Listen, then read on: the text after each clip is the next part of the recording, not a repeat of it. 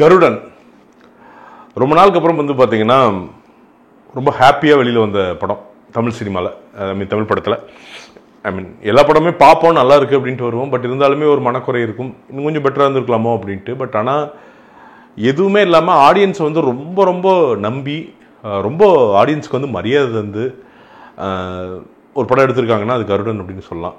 எனக்கு வந்து ஃபஸ்ட் பார்க்குறப்ப சூரியன் அவரை பார்க்குறப்ப தான் ஆச்சரியமாக இருந்தது. என்னென்னா சுந்தரபாண்டியனில் வந்து பார்த்திங்கன்னா சசி அண்ணா வந்து மெயின் ஹீரோ, அப்புறம் சூரியன் அது சின்ன ஒரு காமெடியன், அவ்வளோதான். பட் அங்கேருந்து ஒரு காமெடியன் அப்படின்ட்டு இல்லாமல் வெறும் பணம் மட்டும் போதும் அப்படின்ட்டு ஒரு சம்பாரித்து ஒரு காமெடி ட்ராக் பண்ணிவிட்டு ஒரு காசு வாங்கி உள்ளே போட்டே இருக்கலாம். பட் ஆனால் அந்த டிரான்சிஷன் இருக்குல்ல, இப்போ விடுதலையில் வந்து அவர் நடிக்கிறப்போ எல்லாம் யோசிச்சாங்க என்னடா அப்படின்னு. பட்டு அதில் ஏற்றுக்கிட்டாங்க. சூப்பராக ஒரு அழகாக அந்த கேரக்டருக்குள்ளே போய் வந்து அந்த கான்ஸ்டபிளை வந்து செம்மையாக அப்படி உட்காந்துருப்போம். அப்படி கருடன் வந்து பார்த்திங்கன்னா வெறும் வந்து பார்த்திங்கன்னா விடுதலையில் கூட வந்து நிறைய டைலாக்ஸ் இருக்காது, ஓரளவுக்கு இருக்கும். நிறைய எக்ஸ்ப்ரெஷன்ஸில் ஃபிசிக்கலாக அவ்வளோ விஷயங்கள் பண்ணியிருப்பார். பட் இதில் வந்து பார்த்திங்கன்னா டைலாக்ஸ் நிறையா இருக்குது. அவர் டிரான்சிஷனாகவே வந்து பார்த்திங்கன்னா ஒரு கிட்டத்தட்ட வந்து பார்த்திங்கன்னா ஒரு ஏவல் நாய் மாதிரி இருப்பார் ஒருத்தருக்கு. அப்புறம் ரியலைஸ் பண்ணி ஒரு டிரான்சிஷன் வந்து நடக்கும். ஸோ இதுக்கு எல்லாமே வந்து பாடி லாங்குவேஜ்லேருந்து எல்லாமே கொஞ்சம் கொஞ்சமாக லைட்டாக மாற்றணும். அதை வந்து சூப்பராக பண்ணியிருப்பார் சூரியனை. வந்து பார்த்திங்கன்னா இந்த படத்தில் ஆச்சரியமாக இருந்தது. இன்னொன்று, இப்போ நம்ம முடியல, என்ன சார் எதுவுமே நடக்க மாட்டேது வாழ்க்கையில், என்ன சார் போர் அடிக்கு சார் எதுவுமே வாய்ப்பே கிடைக்க மாட்டேது சார் அப்படின்லாம் சொல்லிகிட்டே இருக்கோம்ல. எனக்கு தெரிஞ்சு சூரியனெல்லாம் பார்த்து கற்றுக்கணும்னு நினைக்கிறேன். வாய்ப்பை நாம தான் உருவாக்கணும். இப்போ அவர் வந்து காமெடினாக இருந்தால் காமெடினாவே தான் அந்த உலகம் வச்சுருக்கும். பட் அவர் வந்து இப்போ ஹீரோ அப்படிங்கிறத விட ஒரு கதையின் நாயகனாக வந்து அப்படி மாறுறப்ப வந்து பார்த்திங்கன்னா அதை மக்கள் ஏற்றுக்கிறாங்க. ஏன்னா அந்த போல்டான அந்த மூவுக்கு வந்து வேலை செய்கிறார். சும்மா வந்து ஜஸ்ட் ஒரு ஏனோதானா ஒரு படத்தில் வந்து ஹீரோவாக நடிக்கலை, உட்காந்து அதில் வந்து பார்த்திங்கன்னா இவ்வளவு டைரக்ஷன் டீம் ஆகட்டும், சினிமட்டோகிராஃபி டீம் ஆகட்டும், ஒவ்வொரு டிபார்ட்மெண்ட்டுமே இதை பொறுத்த வரைக்கும் என்னென்னா, இந்த படத்தை பொறுத்த வரைக்கும் என்னென்னா ஆடியன்ஸ் வந்து ஓரளவுக்கு மைண்டில் அவங்களுக்கு தெரிஞ்சிருச்சு. என்னென்னா ஆடியன்ஸ் தெளிவாயிட்டான், நாம் வந்து இந்த சும்மா அந்த கிராப் இருக்குல்ல, திரும்பி அப்படியே ஒரு நான் வந்து டைரக்டர் அப்படிங்கிறக்காண்டி வந்து பார்த்தீங்கன்னா ஒரு டைலாக் அப்படி லென்த்தாக போடுறது, ஒரு ஃபைட்டை வந்து பார்த்தீங்கன்னா பறக்கும், அதெல்லாம் இல்லாமல் அவனுக்கு நேர்மையாக 100% ஒரு படம் பண்ணு அப்படிங்கிறது மட்டும்தான் இயக்குனர் மனசில் வந்து இருந்திருக்குது. அதை வந்து ஃபஸ்ட்டு ஷார்ட்லேருந்தே வந்து பார்த்திங்கன்னா கதைக்குள்ளே போயிடுது படம். அண்ட் இன்னொன்று, கதையெல்லாம் வந்து பார்த்திங்கன்னா ரொம்ப டீட்டெயில்டாக ப்ராப்பராக, அதாவது அந்த சம்பவம் நடக்கிறது இருக்குல்ல, அந்த படத்தோட அந்த டேர்னிங் பாயிண்ட்டுக்கு எப்பவுமே ஒரு சம்பவம் இருக்குல்ல, அந்த சம்பவம் நடக்கிறதுக்கான அந்த பேக் ஸ்டோரி வந்து அவ்வளோ கன்வின்சிங்காக இருக்குது.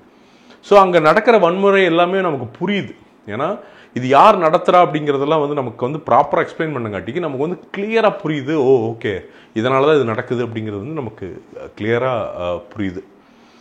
சூரியனுடைய டைலாக்ஸ்லேருந்து, கேரக்டரைசேஷன்லேருந்து நீங்கள் வந்து பார்த்தீங்கன்னா அவர் ரொம்ப அழுத்துனீங்கன்னா ப்ரெஷராக வந்து பார்த்தீங்கன்னா டக்குன்னு சொல்லிடுவார். ராமனே அங்கே போய் இங்கே வந்தனே, இங்கே வந்து நீங்கள் உட்காந்துருந்தாருனே, அப்புறம் வந்தாருனே, வந்துட்டு உங்கள்கிட்ட வந்து சொல்ல வேண்டாம்னு சொன்னாருனே, அதுக்கப்புறம் ஒரு தப்பு பண்ணியிருக்காருனே, அதனால் வந்து நான் சொல்லிட்டேனே அப்படின்ட்டு வந்து இதுதான் பேட்டர்னாக இருக்கும்.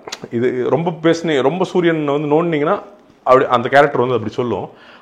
அது முதற்கொண்டு டிசைன் பண்ணியிருக்காங்க. இதெல்லாம் வந்து பார்த்தீங்கன்னா உட்காந்து அந்த டைரக்ஷன் டீம் வந்து உட்காந்து ஆட்களை ஸ்டடி பண்ணி புதுசான இங்கே ஜனங்கள்லேருந்து வந்து பார்த்திங்கன்னா ரொம்ப இன்ட்ரெஸ்டிங்கான கேரக்டர்ஸ் எடுத்து அதை இன்கார்பரேட் பண்ணி, ஸோ இந்த வேலையெல்லாம் ரைட்டிங்கில் நடந்திருக்குது. ரைட்டிங்கில் நடந்தங்காட்டிக்கு தான் வந்து பார்த்திங்கன்னா உங்களுக்கு வந்து அந்த கேரக்டர்ஸ் எல்லாமே ரொம்ப நிஜமாக தெரியுது. ஃபார் எக்ஸாம்பிள் இப்போ சசிகுமாரன் எடுத்து பார்த்திங்கன்னா அந்த ஊரில் ஒரு பெரிய ஆள் அப்படின்னா நீங்கள் நம்ம நம்பிடுவோம். நீங்கள் அனாவசியமான பாடி லாங்குவேஜ் இருக்காது, அனாவசியமான சிரிப்புகள் இருக்காது, எதுவுமே இருக்காது. அதே சசிகுமார் தான். நம்ம மற்ற படங்களில் சில தோல்வி படங்களில் பார்த்தா அதே சசிகுமார் அண்ணன் தான்.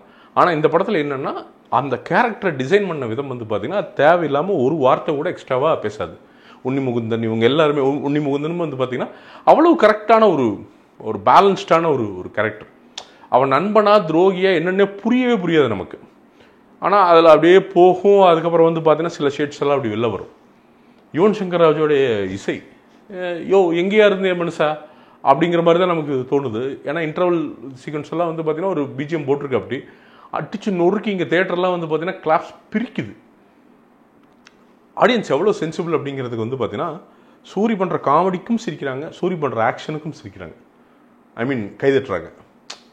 ஆடியன்ஸ் ரொம்ப தெளிவுங்க. அவனுக்கு தேவை நல்ல படம், அவ்வளோதான்.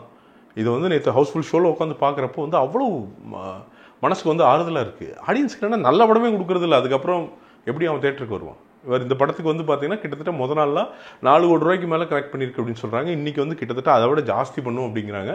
பெரிய பிளாக் பஸ்டர் ஆக போகுது இந்த படம். ஒரே காரணம் என்னென்னா எழுதியிருக்காங்க பயங்கரமாக. சினிமட்டோகிராஃபிலாம் வந்து பார்த்தீங்கன்னா ஒரு ஃப்ரேம் கூட வேஸ்ட்டாக இல்லவே இல்லை. எடிட்டிங் அதே மாதிரி தான். சும்மா ஒரு 10 செகண்ட் கூட வந்து பார்த்தீங்கன்னா ஷார்ட் பியூட்டி அப்படிலாம் உழவே இல்லை. வெட்டு தூக்கு எந்தெந்த இடமெல்லாம் ஆனால் எமோஷன்ஸ் வேணுமோ. இப்போ வந்து பார்த்தீங்கன்னா சசிகுமார் சாரோட அவங்க ஒய்ஃப் அந்த கேரக்டர் வந்து அவங்க பார்த்தீங்கன்னா சில இடங்களில் எமோஷனலாக ஒட்டஞ்சு போய் அழுவாங்க. அந்த இடம்லாம் டைம் தேவை. அந்த கேரக்டர் வந்து எக்ஸ்பிரஸ் பண்ணிச்சுனா தான் அங்கே வந்து பார்த்தீங்கன்னா ஒரு கேரக்டருக்கு வந்து கோபம் வரும், சில விஷயங்கள்லாம் நடக்கும். அப்படிங்கிறப்போ எங்கெங்கெல்லாம் கரெக்டாக டைம் விடணுமோ அதுக்கான ஸ்பேசஸ் வந்து டேரக்டர் கரெக்டாக விட்டுருக்காரு. எங்கெங்கெல்லாம் அசுர பாய்ச்சலில் வந்து போகணுமோ ஸ்டோரி அங்கே சரசரன்னு அண்டர்ஸ்டுட் அந்த மீனிங்கில் போயிடுது. நிறைய விஷயம் நமக்கு விளக்குறதே கிடையாது. டக்குன்னு வந்து பார்த்தீங்கன்னா ஒரு சின்ன வயசில் வந்து பார்த்தீங்கன்னா ஒருத்தர் நாய் துரத்துறப்போ வந்து பார்த்தீங்கன்னா டக்குன்னு ஓடி போவான். ஒரு வலை இருக்கும், வலையை எடுத்து அப்படி டக்குன்னு நாயை போடுவான். இப்போ அந்த வலை எங்கேருந்து வந்துச்சு அப்படின்னா அது நீங்கள் பண்ணிக்க வச்ச வலையாக இருக்கலாம், காட்டு பண்ணிக்க. ஏன்னா அது ஒரு காடு, அது வேறு ஏதாவது. ஸோ அதெல்லாம் வந்து உட்காந்து விளக்கவெல்லாம் இல்லை. அந்த மாதிரி அந்த அண்டர்ஸ்டுட் விஷயத்தில் நிறைய விஷயங்கள் வந்து கரெக்டாக பண்ணியிருக்காங்க. இதில் என்னென்னா ஸ்டோரி வந்து டைவர்ஜ் ஆகவே இல்லை. அங்கே போய் இங்கே போய் இவனை சாட்டிஸ்ஃபைஸ் பண்ணுறதுக்கு இல்லை, இவரை வந்து ஆர்டிஸ்ட்டாக எடுத்துருக்கோம் அதனால் வந்து அவருக்கு ஒரு எக்ஸ்ட்ரா சீன், அதெல்லாம் இல்லை.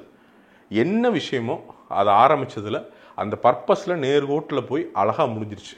அவங்க காம்ப்ரமைஸே பண்ணல. வன்முறை தேவைன்னா வன்முறை அங்கே இருந்தது ஆகணும், வர வழியே கிடையாது. அப்படிங்கிறப்ப அந்த வன்முறை. அதே மாதிரி ஸ்டண்ட் கொரியோகிராஃபி உண்மையாலுமே பாராட்டணும். ஸ்டண்ட் டீம் வந்து பார்த்திங்கன்னா அவ்வளோ சென்சிபிளான கொரியோகிராஃபி, அவ்வளோ பக்காவாக கதைக்கு என்னவோ அந்த கொரியோகிராஃபியை வந்து கரெக்டாக வச்சுட்டு போயிருக்காங்க வெளியில். அதான் சொல்கிறேன்னா இது எல்லாமே எல்லா டிபார்ட்மெண்ட்ஸுமே மேக்கப்பில் வந்து சூரியனில் நிறைய அடித்து குழச்சிருவாங்க. நிறைய வெட்டுகள் நீங்கள் அந்த மேக்கப் மறந்துடுறோம் நம்ம. ஆனால் அதெல்லாம் வந்து பார்த்திங்கன்னா நமக்கு அந்த டிபார்ட்மெண்ட் இருக்கிறதே தெரியாது. அந்தளவுக்கு வேலை செஞ்சுருக்காங்க. லொக்கேஷன், வீடுகள், கேரக்டர்ஸ். ஃபார் எக்ஸாம்பிள் சூரியுடைய லவ்வர் விண்ணரசி, அந்த பொண்ணெல்லாம் வந்து பயங்கரமான செலெக்ஷன். அவங்களாம் நடிப்பு வந்து பார்த்திங்கன்னா ரொம்ப அழகான ஒரு நடிப்பு. அதே மாதிரி வந்து உன்னிமுகந்தனோட ஒய்ஃபு, அதுதான் வந்து இஷ்யூக்கு கிட்டத்தட்ட கோராக இருக்கும். அவங்களுடைய நடிப்பு, சசிகுமாரோட ஒய்ஃபு, இப்படி எல்லாருமே அந்த கேரக்டர் செலெக்ஷன் வந்து பார்த்திங்கன்னா நம்ம ஊர் பொண்ணுங்க அப்படிங்கிற அந்த முகபாவனை தான் இருக்குமே தவிர, நீங்கள் அதான் சொல்கிறேன்னே ஒரு பிளெண்டாக ஒரு பர்ஃபெக்ட் ப்ராடக்டை கொடுத்துட்டு போயிருக்காரு. இதில் என்னென்னா இதுக்குள்ளே கமர்ஷியலை வச்சு கொடுத்துருக்காரு அப்படிங்கிறது தான் இந்த படத்தோட பியூட்டியே. ஏன்னா இதை வந்து பார்த்திங்கன்னா ரொம்ப கிரிட்டிக்கலாக எடுத்திருந்தாங்க அப்படின்னா மல்டிப்ளெக்ஸ் தாண்டி ஓடாது. பட் இங்கே சிங்கிள் ஸ்க்ரீன்ஸ்லேயே இந்த படம் ஏற்றுக்கிறதுக்கு காரணம் என்னென்னா அது ஒரு சின்ன ஒரு கமர்ஷியல் உள்ள வச்சு, ஆனாலும் வந்து யதார்த்தத்தை பெரிய புதுசாக இருக்கிற பயங்கரமான புது கதை அதெல்லாம் இல்லை, நமக்கு தெரிஞ்ச கதைகள் தான். ஆனால் அதை ப்ரெசென்ட் பண்ண விதத்தை வந்து பார்த்திங்கன்னா அவ்வளோ கரெக்டாக நேர்த்தியாக ப்ரெசென்ட் பண்ணியிருக்காங்க. அதனால் அந்த படம் வந்து பெருசாக கிளிக் ஆகிடுச்சு. ஸோ அதாங்க, இதுதான் இந்த படம். அதே மாதிரி இது வந்து ரோட் சவுத் அப்படின்னு ஒரு பிராண்டுங்க, நானே பண்ணுறேன், மேனுஃபேக்சர் பண்ணி இது பண்ணுறோம். டிஷர்ட்ஸ் எல்லாம் வந்து பார்த்திங்கன்னா காலர் டிஷர்ட்லாம் பண்ணுறோம்.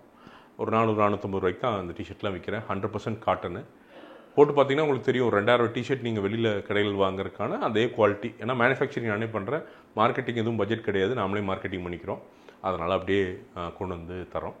வாங்கி பாருங்கள். ஒரு சின்ன பிஸ்னஸ் முடிஞ்சு சப்போர்ட் பண்ணுங்கள். இந்த கிளிக் பண்ணிங்கன்னா பொருளாக வந்து வாங்கலாம். இது மட்டும் இல்லை, பேண்ட்டு, குழந்தைகளுக்கான ட்ரெஸ்ஸஸ்ஸு எல்லாமே இருக்குது. உள்ளே செக் பண்ணி பாருங்கள், உங்களுக்கு தெரியும். வாங்க முடிஞ்சால் தாராளமாக வாங்குங்க. இந்த கருடனுக்கு என்னுடைய மார்க் அப்படிங்கிறது வந்து கண்டிப்பாக 100க்கு வந்து கண்டிப்பாக 90 மார்க்குகள் வந்து தகுதும். அதுக்கு எல்லா தகுதியும் உள்ள படம் தான் வந்து இந்த கருடன். நம்பி போங்க. உங்களை ரொம்ப ரெஸ்பெக்ட் பண்ணி ஒரு படம் எடுத்திருக்காங்க. கண்டிப்பாக டிசப்பாயின்ட் பண்ணாது. மீண்டும் ஒரு விமர்சனம், முன்னோட்டம் இல்லாட்டி வீடியோவுடன் உங்களை சந்திக்கிறேன். அது நன்றி, வணக்கம்.